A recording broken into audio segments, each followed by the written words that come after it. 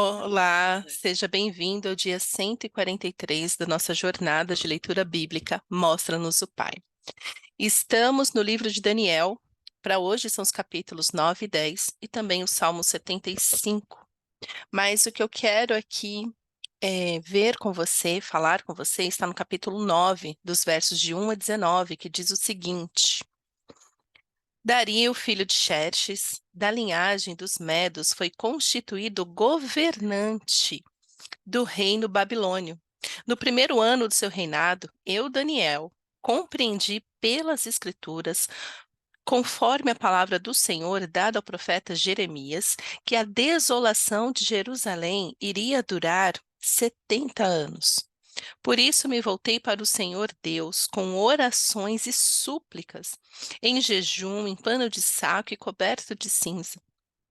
Orei ao Senhor, o meu Deus, e confessei: ó Senhor, Deus grande e temível, que mantens a tua aliança de amor com todos aqueles que te amam e obedecem aos teus mandamentos.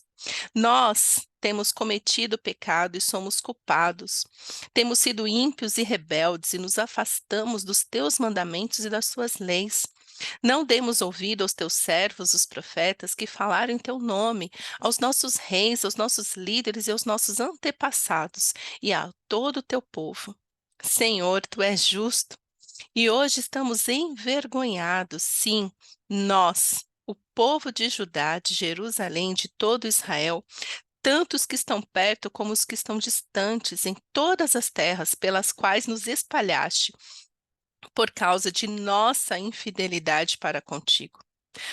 Ó Senhor, nós e nossos reis, nossos líderes e nossos antepassados estamos envergonhados por termos pecado contra ti. O Senhor, nosso Deus, é misericordioso e perdoador, apesar de termos sido rebeldes, não te demos ouvidos. Senhor, nosso Deus, nem obedecemos a lei que nos deste por meio dos teus servos, os profetas. Todo Israel transgrediu a tua lei e se desviou, recusando-se a te ouvir. Por isso, as maldições e as pragas escritas na lei de Moisés, servo de Deus, têm sido derramadas sobre nós, porque pecamos contra ti. Cumpriste a palavra proferida contra nós e contra nossos governantes, trazendo-nos grande desgraça. Debaixo de todo o céu jamais se fez algo como o que foi feito a Jerusalém. Conforme está escrito na lei de Moisés, toda essa desgraça nos atingiu e ainda assim não temos buscado o favor do Senhor, o nosso Deus, afastando-nos de nossas maldades e obedecendo a tua verdade. O Senhor não hesitou em trazer desgraça sobre nós, pois o Senhor, o nosso Deus, é justo em tudo o que faz. Ainda assim, nós não lhe damos tanta atenção. Não lhes temos dado atenção. O Senhor, o nosso Deus, que tiraste o teu povo do Egito com mão poderosa e que fizeste para ti um nome que permanece até hoje, nós temos cometido pecado e somos culpados. Agora, Senhor, conforme todos os teus feitos justos, afasta de Jerusalém a tua cidade, o teu santo monte, a tua ira e a tua indignação. Os nossos pecados e as nossas iniquidades de nossos antepassados fizeram de Jerusalém, do teu povo, objeto de zombaria para todos os que nos rodeiam. Ouve, nosso Deus, as orações e as súplicas do teu servo. Por amor de ti, Senhor, olha com bondade para o teu santuário abandonado. Inclina os teus ouvidos, ó Deus, e ouve, abre os teus olhos e vê a desolação da cidade que leva o teu nome. Não te fazemos pedidos por sermos justos, mas por causa da tua grande misericórdia. Senhor, ouve. Senhor, perdoa. Senhor, vê e age. Por amor de ti, meu Deus, não te demores, pois a tua cidade e o teu povo levam o teu nome. Aleluia. Amém. Amém. Que oração. Uma oração tão necessária de se fazer nos nossos dias. A olhar para a nossa igreja, a olhar para o nosso país, em como estamos, nós deveríamos orar como Daniel. Lembrando que Daniel, ele estava seguro. Ele estava numa posição segura, num cargo seguro. Porque assim, se você bem lembra, Daniel, ele foi colocado no mais alto posto. Abaixo do rei, ele era autoridade. Ou seja, acima dele, só o rei era autoridade. Ele estava ali numa posição de segurança, de proteção, mas ao ler as Escrituras, você não vai encontrar este constrangimento, esse quebrantamento, ao ficar filosofando, ao ficar pensando sobre a Bíblia. Somos constrangidos quando lemos a palavra de Deus, quando meditamos nela, porque a primeira pessoa a ser constrangida, a ser quebrantada, somos nós. Daniel olhou para ele mesmo e falou assim: Nós temos pecado, nós, o povo de Judá. Então, quando eu oro pela igreja, eu falo: Nós, como igreja, estamos tão distantes do Senhor. Nunca se fez tantos livros de autoajuda, nunca se fez tantas coisas, né? A igreja nunca esteve tão contaminada por ensinamentos mundanos. Então, assim, vai fazer um workshop, vai fazer um seminário profissional, pega ali aqueles que estão dando lucro e vem, ensina uma estratégia para ganhar, para vender, para fazer acontecer. Mas eu nunca vi nesses seminários falar o seguinte: a sua empresa realmente paga todos os impostos? A sua empresa tem pagado o salário justo aos seus funcionários? Não, é estratégia de venda, estratégia de performance, né? Eu nem gosto dessa palavra, alta performance. Que alta o quê? Eu não tô querendo ter alta, não. Mas vem estratégia, alta performance, ai, tem que performar, tem que não sei o quê, tem não sei o quê, tem que vender, como se não fôssemos pessoas inteiras. E com isso, a igreja está cada vez mais contaminada com ensinos que não tem nada de Bíblia, está cada vez mais carente da palavra de Deus. Nunca se fizeram tantos livros sobre tantos assuntos dentro da igreja. Quer dizer, pelo menos tem ali, né, o selo de o pastor escreveu, não sei quem escreveu, ai, uma estratégia, ai, como sair da dor, ai, oração. Para, gente. Vai para as escrituras. Daniel, meditando nas escrituras, ali ele teve a revelação, o discernimento, 70 anos. 70 anos de escravidão. É a palavra de Deus que nos traz discernimento sobre os tempos, sobre os momentos, tanto que ao ler a oração de Daniel, nunca foi assim tão presente, tão atual. É exatamente o cenário que nós temos vivido como igreja, como corpo. Um corpo 100% contaminado, desolado, vivendo, sofrendo maldições. Gente, o meu coração, eu já falei isso aqui outras vezes, vou continuar falando, como eu fico assim, eu vejo quão distante nós estamos da palavra do Senhor, do discernimento, do Espírito Santo, de sermos guiados pelo Espírito Santo. Quando eu ouço uma pessoa se apresentando, eu crente, eu amo Deus, e daqui a pouco, então, mas eu tenho síndrome do pânico. Eu falei, que é isso? Ai, que eu tenho ansiedade, que eu tenho depressão. E assim, fala como se fosse, tudo bem, eu tomo remédio e passa. Não vai buscar a causa disso. Quantas pessoas aprisionadas em maldições porque acha que a maldição é apenas um efeito colateral do dia a dia e que é normal em 2024. Mas se lê a palavra, vai falar assim: Uau, é porque eu tenho pecado contra ti, Senhor. Nós temos pecado, nós estamos sofrendo como povo de Deus, as consequências da falta de santidade do povo de Deus. Não encontramos mais na igreja realmente uma união de santidade, de propósito, de devoção ao Senhor. As famílias estão cada vez, né, os casais casando, não está na hora de ter filho, não. Tenho primeiro trabalhar, ser bem-sucedida.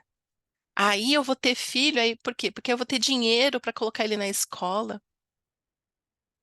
Quantas mães ausentes das suas casas porque está focado em desenvolver um trabalho, aí coloca os filhos para serem educados pela escola, por babás, por qualquer pessoa, menos por ela. Mesma coisa o homem.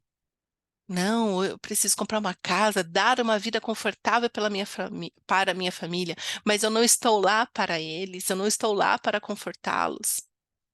Essa é a realidade das famílias, por isso que as pessoas estão mais doentes, porque não têm vida em família, vida em comum.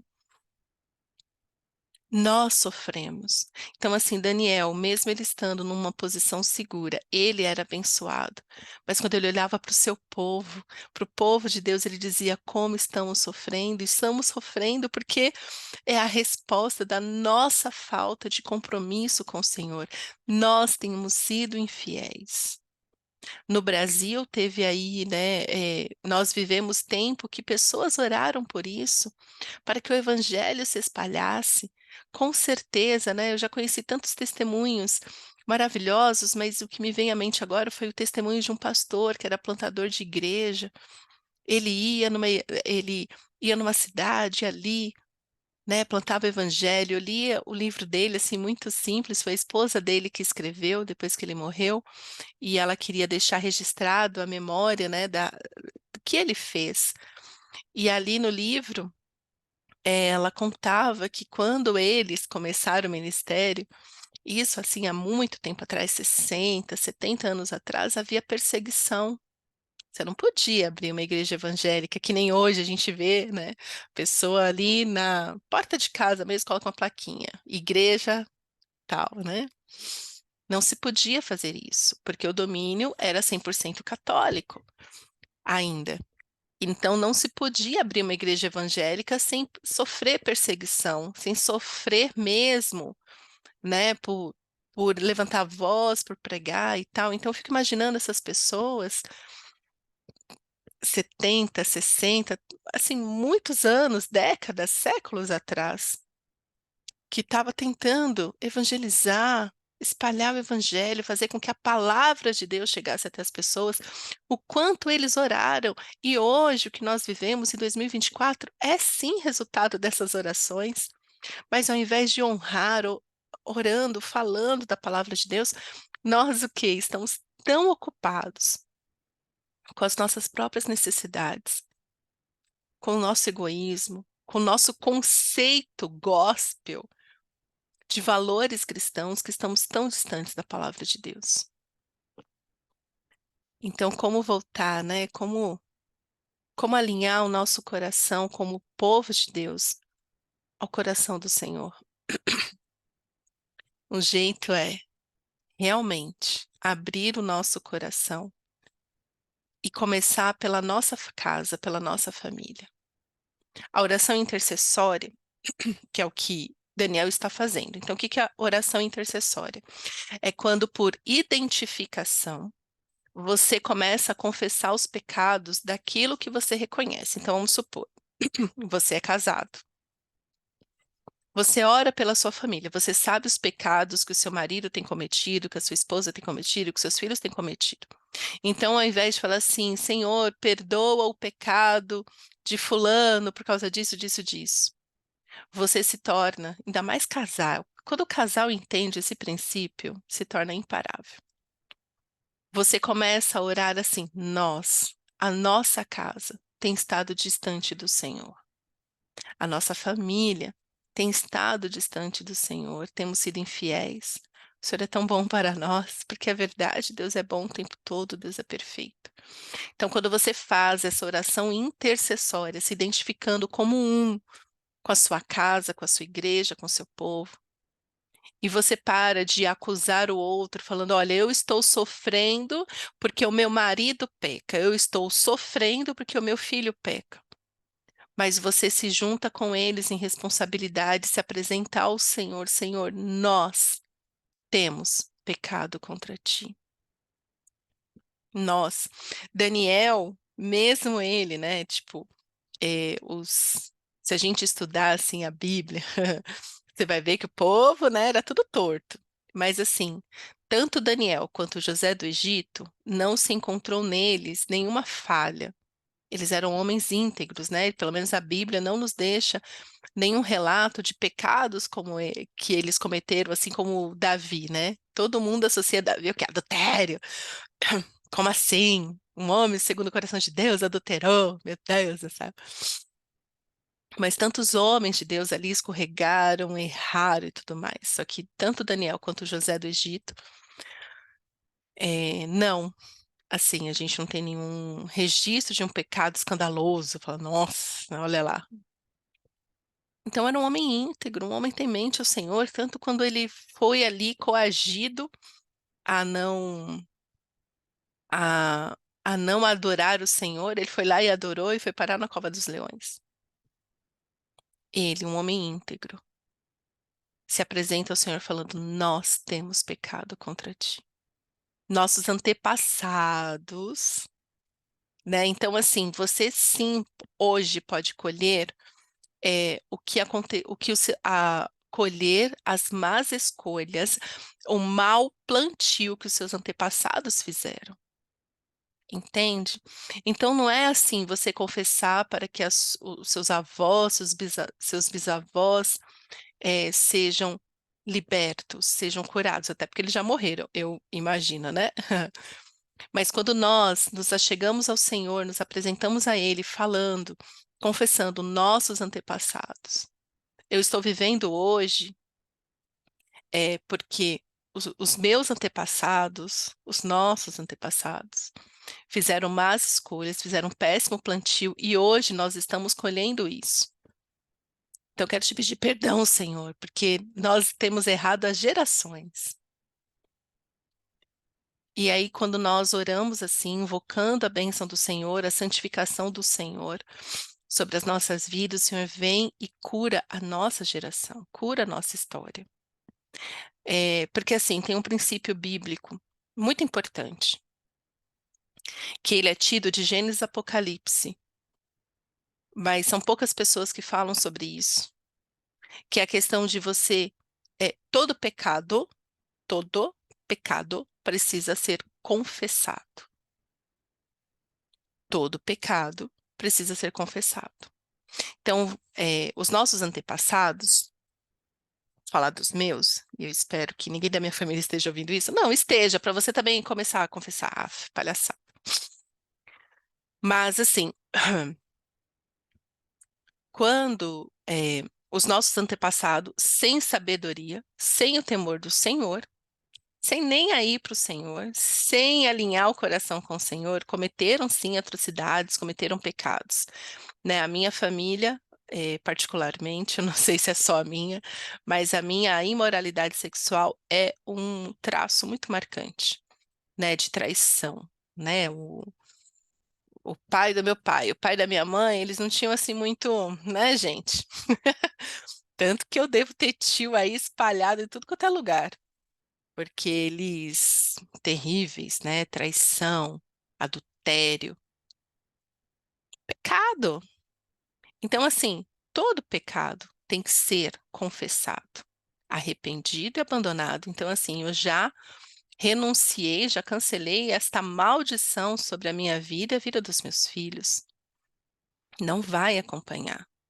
Mas isso só acontece quando nós abrimos a nossa boca e falamos, Senhor, nos perdoa, porque nós temos pecado contra ti, os nossos antepassados pecaram contra ti,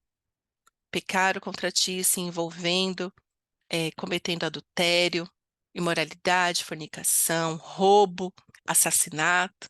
Não sei qual que é a história da sua família, dos seus antepassados.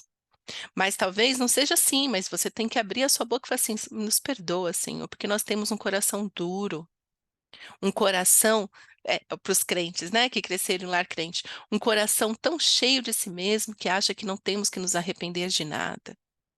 Somos tão frios e distantes de ti que achamos que fazemos tudo certo, mas não pedimos a sua opinião para nada. Tudo é pecado, querido. Se não tem o temor do Senhor, é pecado. Então, essa é a oração intercessória, essa é a oração, todo pecado cometido. Por isso que lá em Apocalipse, quando Jesus vem e as cartas para as igrejas, fala, olha, você tem isso e isso de bom, mas tenho contra ti isso e isso. Arrependa-se, ou seja, confesse seus pecados, para que a salvação não seja tirada de ti. Vai lá ler Apocalipse, a gente vai chegar lá em algum momento. Então, essa é a oração intercessória. Amém? Então, que possamos orar como Daniel, ter o coração de Daniel, olhar para a nossa história, invocando mesmo a misericórdia do Senhor sobre nós, porque Ele é bom. Então, Querido, se você sabe dos pecados dos seus antepassados, dos seus pais, por identificação mesmo, como um povo, como um só, comece a confessar, fala: "Senhor, nos perdoa porque temos esse e esse pecado". E você vai ver a maldição ir embora da sua casa, da sua família, e vai começar a viver as bênçãos do Senhor. Amém? Então aprenda com Daniel, confesse, invoque a misericórdia do Senhor, e Ele fará. Amém? Pai, obrigada pela tua palavra. Eu quero orar, Senhor, agora como igreja. Nos perdoa, Senhor, porque temos nos alimentado de qualquer coisa, menos de ti. Por isso, cada dia que passa, Senhor, estamos mais sedentos, mais famintos de verdade. A nossa igreja, Senhor, o nosso corpo está tão contaminado por mentiras filosóficas mundanas. A nossa igreja está tão repleta de psicologia barata, de autoajuda, que de ajuda não tem nada, e tão distante de ti, Senhor. Nos perdoa, Paizinho, porque temos buscado viver segundo as nossas próprias regras. Temos, ó Pai, andado em círculos. Temos, Senhor, vivido o melhor tempo para evangelização, mas estamos tão ocupados com o nosso próprio egoísmo que não estamos nos voltando para Ti. Perdoa, Senhor, a dureza do nosso coração. Perdoa, Senhor, o nosso emburrecimento espiritual. Nos abençoa, Senhor, com a tua graça e tua misericórdia. Vem, Senhor, e limpa a tua igreja, santifica o teu nome e volta o nosso coração para ti. É o que eu te peço, Paizinho. Em nome de Jesus. Amém.